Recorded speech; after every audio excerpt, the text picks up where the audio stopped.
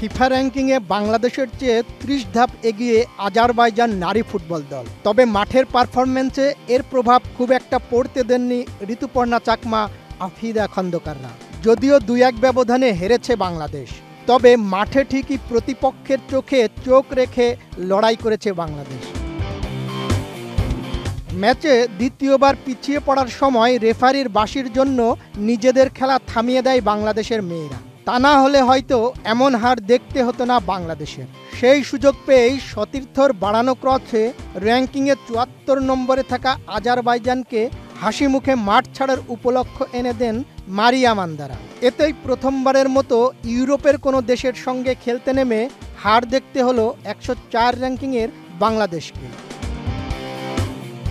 ২০ মিনিটে এগিয়ে যায় আজারবাইজান। বানিয়া ইশরাকের ক্রস থেকে অধিনায়ক জাফরজাদা সেভিন গোল করেন। গোলের পর উল্লাস হবে এটাই স্বাভাবিক। উল্টো গোল করে কান্নায় ভেঙে পড়েন এই ফরোয়ার্ড। মায়ের মৃত্যুবার্ষিকী ছিল এই ম্যাচের দিন। মাকে স্মরণ করে একটি টি শার্ট মেলে ধরেন তিনি ডাগ আউটে এসে। এরপর আবারও মাঠে ফিরে যান। আজারবাইজানের কোচ অধিনায়কের এই উদযাপন নিয়ে ম্যাচ শেষে বলেন, গতকাল অনুশীলনের পর আমাদের এ নিয়ে আলোচনা হয়েছে। আমরা জানতাম আগামীকাল তার মায়ের প্রয়াণ দিবস। তিনি গোল করলে এরকম উদযাপন হবে, সেটা আমাদের পরিকল্পনাই ছিল। রোজকার সাধারণ খাবার এখন হবে অসাধারণ। প্রাণ স্বাদের মশলা, স্বাদ বাড়ায়, ঘ্রাণ ছড়ায়। ৩৩ মিনিটে বাঁ প্রান্ত ধরে আক্রমণে ওঠে বাংলাদেশ নারী দল, কিন্তু আজারবাইজান গোলকিপারকে একা পেয়েও গোল করতে পারেননি মনিকা চাকমা। ১ মিনিট পরই সমতা। স্বপ্না রানীর কর্নার প্রথম চেষ্টায় ঠেকিয়ে দিলেও বিপদমুক্ত করতে পারেননি আজারবাইজান গোলকিপার শারিপোভা আইতাজ। প্রতিপক্ষ গোলকিপারের হাত ছুঁয়ে দ্বিবক্সে আসা বল বাঁ পায়ে জালে জড়ান মারিয়া মান্দা। আসলে আজারবাইজানের কাছে এমন হারেও বড় প্রাপ্তি ছিল মারিয়া মান্দার গোল। ম্যাচের পর এই মিডফিল্ডারের গোলের প্রশংসায় ভেসেছেন দর্শকেরা। এক দর্শক তো বলেই দিলেন মারিয়া মান্দার গোলটিকে বর্ণনার ভাষা খুঁজে পাচ্ছেন না তিনি।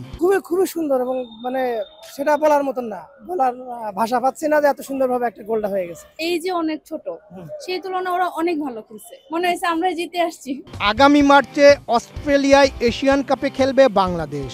এর আগে মালয়েশিয়া ও আজারবাইজানের সঙ্গে ত্রিদেশীয় সিরিজ খেলে নিজেদের ঝালিয়ে নিয়েছে।